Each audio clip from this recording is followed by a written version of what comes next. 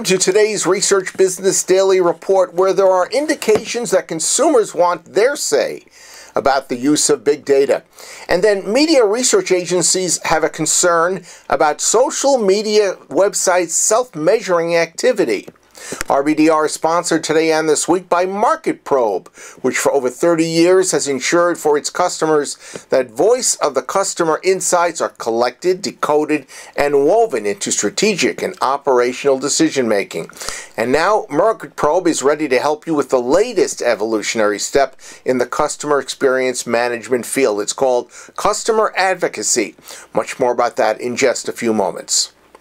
When you're part of the research industry, I think it's par for the course to devote a lot of time and energy on the technical side of making things work. And by that I mean, of course, making everything hum inside a data operation.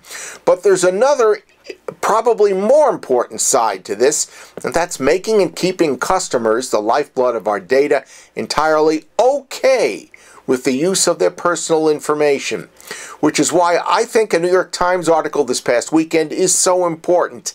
It started with the remarks of Apple CEO Tim Cook and then buttressed them with an Annenberg School for Communication study that shows clearly public discomfort regarding capture and free use of their personal data by companies.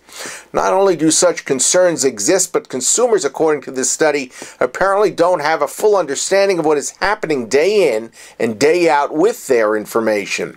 So companies feel completely at ease about their past, current, and future ongoing gathering of that data for assorted business building purposes. But something's obviously got to give in the relationship between consumer data sharing with businesses.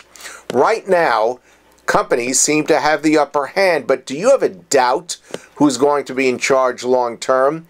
Consumers obviously are not paying that much attention to the situation today, but I believe that businesses better start thinking ahead of the curve because, you know, consumers are going to start catching on. Next, at exchangerdotcom's Allison Schiff reported on the quote-unquote tussle between Facebook and Group M concerning third-party verification of the social media data that they are collecting.